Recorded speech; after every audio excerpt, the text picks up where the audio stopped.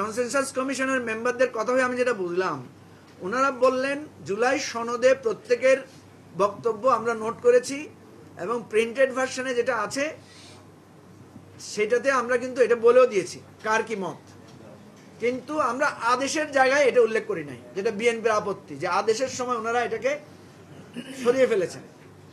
ওনাদের আর্গুমেন্ট হচ্ছে কোনো আদেশের সময় কারা নোট অফ ডিসেন্ট দিয়েছেন, কারা পক্ষে ছিলেন, কারা বিপক্ষে ছিলেন, এটা উল্লেখ করা হয় না। আমি আবারও বলি, উদাহরণ হিসেবে ধরেন কোনো অফিসে যদি কোনো একজন কর্মকর্তার পদোন্নতি বা তার পদচ্যুতির সিদ্ধান্ত নেওয়া হয়, তাহলে মিটিংয়ে অধিকাংশের মতে সিদ্ধান্ত হয়। কেউ কেউ সেখানে আপত্তি তোলেন, কেউ কেউ নানা ধরনের আর্গুমেন্ট দেন, এটা কার্য বিবরণীতে লিপিবদ্ধ থাকে। কিন্তু যখন অফিস অর্ডারটা জারি করা হয় তখন কি বলা হয়? তখন বলা হয় যে কর্তৃপক্ষের সিদ্ধান্ত অনুযায়ী অমুককে পদোন্নতি দেওয়া হইল বা সিদ্ধান্ত অনুযায়ী অমুককে বরখাস্ত করা হইল। সেখানে কে আপত্তি দিয়েছে, কে অনাপত্তি দিয়েছে সেটা লেখা থাকে না। এরপরে যদি কেউ এটাকে নিয়ে কোর্টে যায়, দেন ওই কার্য বিবরণী উপস্থাপন করতে হয়, সেটা নিয়ে ডিসকাশন হয়। আমাদের যে বক্তব্য সেটা হচ্ছে বিএনপি এই প্রিভিলেজটা তো পাবে, যেহেতু তারা এটা নোট ডাউন করিয়েছে এবং এটার সাথে রিলেটেড হচ্ছে তারা ইশতেহারে সেটা লিখছেন কিনা, দেন তারা রায় পাচ্ছেন কিনা, পার্লামেন্টে গিয়ে তারা সেটা করবেন কিনা।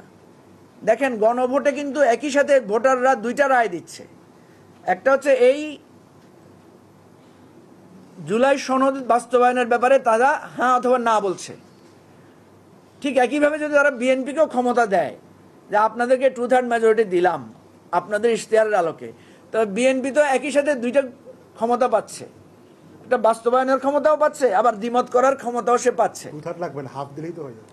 হাফ দিলেও হচ্ছে। এনিওয়ে, যদি সেটার অর্থ সেটা হয়, কারণ এখানে তো পরিষ্কার করে বলা নাই, তাহলে আমি তো এখানে কোনো বিরোধ দেখি না। পার্লামেন্টে যদি আপনি বা কনস্টিটিউয়েন্ট অ্যাসেম্বলিতে যদি বা কনস্টিটিউয়েন্ট পাওয়ার পাওয়া সংসদে যদি আপনি মেজরিটি পান, তাইলে তো আপনি আপনার ব্যাখ্যাটা সেখানে অ্যাপ্লাই করতে পারবেন। কারণ পার্লামেন্টে তো তখন আর এই যে আমরা যারা পার্লামেন্টের বাইরে যদি কেউ থাকে তার কথা তো আর সেখানে খাটছে না। তো এই জায়গাগুলো যদি আমরা এইভাবে দেখি তাহলে আমি মনে করি যে মেজর কোনো বিতর্ক থাকবে না। আমরা একটা কথা আশঙ্কার কথা বলেছিলাম, আমার ধারণা যে এই এক সপ্তাহ পেরিয়ে যাবে, আমাদের পক্ষ থেকে ওই একই কথাই থাকবে। কালকে আপনারা দেখেছেন যে জামাত সহ 8টা দল অলরেডি সংবাদ সম্মেলন করে কঠোর একটা পজিশন নিয়েছে।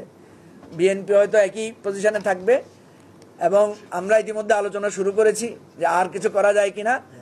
মানে খুব বেশি কিছু করা যাবে বলে আমার মনে হচ্ছে না। সরকারকে তার সিদ্ধান্তটা দিতে হবে।